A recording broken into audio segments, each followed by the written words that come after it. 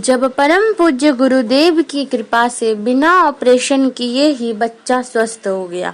आइए जानते हैं इस स्मरण में कैसे। आज से 7 साल पहले की बात है। गर्मियों के दिन थे। एक दिन मेरे बेटे कृष्ण कुमार के पेट में अचानक दर्द शुरू हुआ।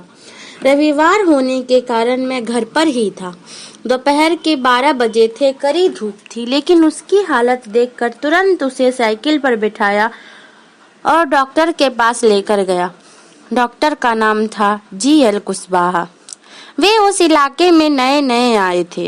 इस तरह का दर्द मेरे बेटे को 4 महीने पहले शुरू हो चुका था, लेकिन उसे चेकअप के लिए डॉक्टर के पास उसी दिन लेकर आया था। मैं चाहता था कि अच्छे से चेकअप हो, लेकिन डॉक्टर ने उसे एक नज़र देखकर दवा दे दी।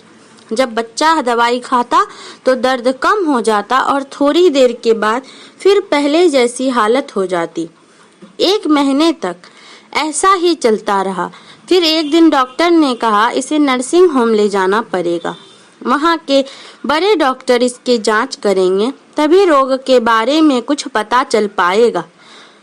वहाँ भी कई प्रकार की जांच के बाद 1 महीने तक इलाज चला, लेकिन बच्चे के स्वास्थ्य में किसी प्रकार का कोई सुधार नहीं हुआ। इसके बाद डॉक्टर रोहित गुप्ता ने जांच करने के बाद किसी घातक बीमारी के होने का संदेह व्यक्त किया। शंका निवारण के लिए उन्होंने एंडोस्कोपी कराने की सलाह दी। हमने बच्चे का एंडोस्कोपी कराया। उसकी रिपोर्ट हमें 15 दिन बाद प्राप्त हुई, लेकिन उस रिपोर्ट से भी बीमारी पकड़ में नहीं आई। तब तक ऐसा होता रहा कि कभी बच्चे के पेट में दर्द हो जाता, कभी सिर में।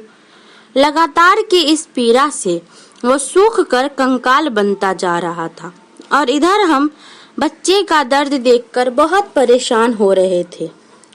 अब तक बच्चे के इलाज में इतने रुपए खर्च हो चुके थे कि मेरी आर्थिक स्थिति बुरी तरह से खराब हो चुकी थी। मैं अंदर से टूटता जा रहा था। इसी तरह से 2.5 महीने और बीत गए, लेकिन बच्चे के स्वास्थ्य में कोई परिवर्तन नहीं आया। तभी मुझे एक दिन गायत्री साधना के प्रत्यक्ष चमत्कार नामक पुस्तक मिली। उस पुस्तक में ऐसे बहुत से लोगों का उल्लेख था जिन्होंने पूज्य गुरुदेव के अजस्र अनुदान पाए थे।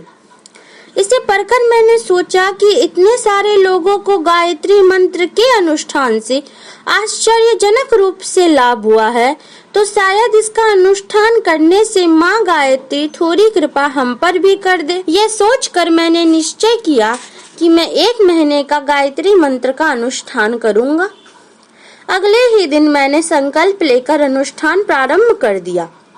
अनुष्ठान अभी चल ही रहा था कि एक दिन डॉक्टर ने मुझे बुलाकर कहा, बच्चे का स्वास्थ्य थोड़ा बहुत ठीक होने लगा है, एक और जांच करनी पड़ेगी। जांच से पता चला कि उसकी आंत में एक छोटा सा छेद हो गया है, जो इलाज से ठीक किया जा सकता है। डॉक्टर की बातें सुनकर मेरा हौसला बढ़ा। मेरे मन में प्रेरणा जगी कि मैं अपने बच्चे को एक बार शांति कुंज ले जाऊं।